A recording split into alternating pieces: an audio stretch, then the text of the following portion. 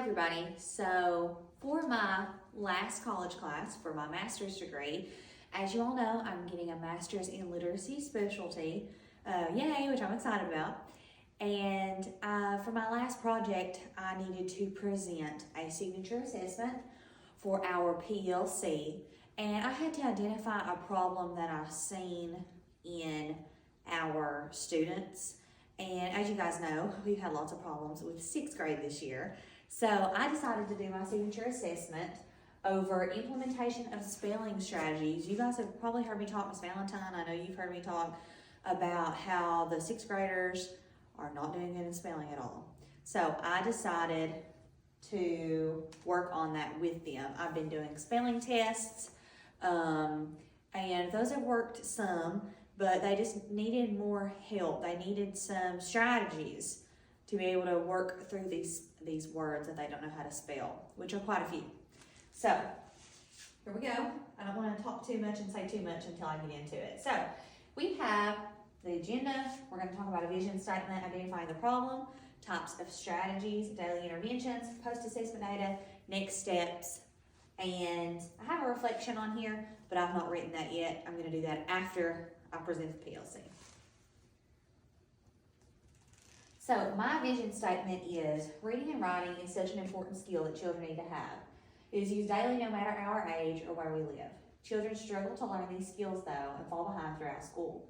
Spelling is a tool that kids seem to fall behind on because it isn't specifically taught throughout grades 6 through 12. And it is crucial to being a great reader and writer. Using daily tools in class to help implement spelling keeps students on track throughout their later years in school, and in turn will help them to be better at reading and writing. The gap between spelling and being a proficient reader or writer is significant and should be kept highly on teachers' radars to keep our students on the high road to success. So again, I know Ms. Valentine, I'm using you a lot, but I know you said that you couldn't believe that when you started writing and doing some sentences in science class with what you were doing, that how low your 6th graders were in their spelling and reading and writing skills. And I'm having the same issues. And you know, with spelling, it's not just for their writing class that I have with them. It's for their reading class with Ms. Baker. It's for their social studies with Mr. Creasy. And so I just chose spelling because I thought it was something we could all benefit from since I have to give you this PLC presentation anyway. So, the problem. I found that in my classroom, especially with 6th grade students, are struggling with spelling. They cannot spell simple words, and the difficulty they are having is even affecting their ability to write a sentence well. Their spelling hinders daily, and the way I can comprehend something they have written down. So their spelling just hinders how they even do their work daily for me. So these kids need to know how to spell because spelling is a key tool that they will use for the rest of their lives. As we all know, spelling is used no matter what type of job you have as an adult. The technology age of spell check mixed with problems they've had in elementary school has been detrimental to the 6th grade students I have this year. And it makes you think, you know, what happened in elementary school? Where is that gap? Or what is that gap? And what happened? That they are now moved to middle school and, you know, their writing, their spelling is on a, I would say, you know, 4th grade level. I've been given weekly spelling tests because of the recent problem, but it's failed to help. I know this because with the spelling test, it's all about studying. And so, yeah, the spelling test, I have given them weekly spelling tests. I thought to help them to learn more words. All they're doing though is studying those words. When they go to write their sentences, if they know a word, it's not helping them if it's not a word that they've not had on their test yet. You know, they're just memorizing these to get a good grade on their spelling test. So that was a problem. You know, I thought that'd be a solution. It didn't work. I know this because with spelling tests, it's all about studying. Those kids who have help at home and are already decent spellers are kids who are doing well on their test each week. I need to do something to target those who are not studying. So, you know, those that don't have help at home, those are our struggling kids. Those are the ones that I need to hit anyway. So I thought if we use these strategies, I'm going to be doing those with them in class. So those spellers that are really needing help and not doing well on the test, this is how they're going to be better spellers with the strategies that I help them with. So these types of strategies can be used daily. Chunking, that's when you break words into chunks that are easier to spell. Students will start to recognize familiar patterns. Rhyming. Rhymes show students how common sounds often translate to common spellings. You can encourage a phonetic spelling, have students spell words phonetically as they hear them before memorizing the correct form. You can teach common spelling patterns with word families. You can use rule-based strategies, self-checking. I really like this one because no matter how many words we cover in class, our students will be confronted with new words. That's a problem with the spelling test. This is where a dictionary comes in handy. Teach your students how to use online and physical dictionaries to check their spelling. So you could give them a spelling list and say, check these words, find these words in the dictionary. It helps to memorize them. And it's an individual activity they can quickly do on their own.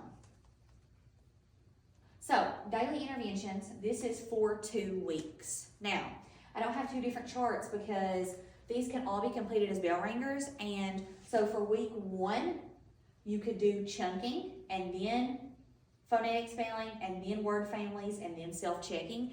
And if you wanted to mix these up, which I found that I had to do, I'll go back to that in a minute. If you found that you want to mix these up and use these in different orders, then week 2, that's what I would suggest. So for week 2, you could mix these up and maybe do phonetic spelling first, then chunking, then word families, then self-checking, okay? Whatever they really need help with is what you can do. And then Friday, I would have an assessment. I would take 10 words and use those 10 words every single day, but with a different strategy. Then I would assess them over those 10 words. So, this is my pre-assessment data. I only gave them 6 words to start out with. This was week 1 when I first started implementing this. As you can see, I have 3 different students, and this is out of 6 words, but no, not any of my 3 students got more than 3 words correct. This is just 1 week after the strategies. Chunking, they did well with. Phonetic spelling, not so much. Word families and self-checking, they did pretty well with those. Those are the easiest strategies, I think, for them. And then the post-assessment, so that's after, so like week 1 was my pre, week 2 was my post. So week 2, I went back and I used the same 6 words again. I just used it for data purposes. And out of 6 words, with the word families and self-checking, 2 of my students got all, let's see, they got all 6 words right. So they did really, really good. Now my one student, my blue student, was a little bit lower. They were a lower end student. But all in all, from the first week, the pre-assessment data to the post-assessment data, they grew wonders. They did great. They grew a whole lot, even with the phonetic spelling, even though they didn't do as well with it. That's one to work on. And when I said I found that I needed to switch my strategies up, I needed to start with phonetic spelling day 1. I find that going from the harder strategies to the easiest is what really helped my students to grow. Now, next steps. For the next steps, I'll be just using and working with these types of spelling strategies. I'll repeat and use these daily to get students used to using these types of strategies to bring to their spelling usage up. Doing this daily will get them in a routine. I will also work on differentiating the strategies to make them easier to use for special education students. Ms. Brewer, I knew you would like that, and I knew you would like these strategies. I figured you want to use those. Since we do have the same kids and see the same ones with writing and reading. As you can see, each student started out struggling on the data chart, but as we continued on with the week, they grew each day. I think that if you start with a list of 10 words and work with those same ones each week while completing the different strategies, the students will grow just as they did in the chart. You can mix up which strategies you want to use each day or keep them the same each week. I don't think that the order in which you use them will affect the student either way, good or bad. I know I said if you start with the harder ones first and then go to the easier ones, but it depends on which students you have also. We all know how our lower 6th grade group is and how our higher 6th grade group is.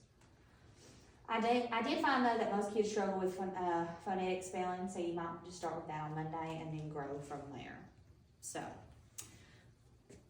thought that this was just something we could all use and benefit from. Hope you all enjoyed. Once I get with my video here, we can talk about it if you want to. And thank you for your time. Thank you for listening.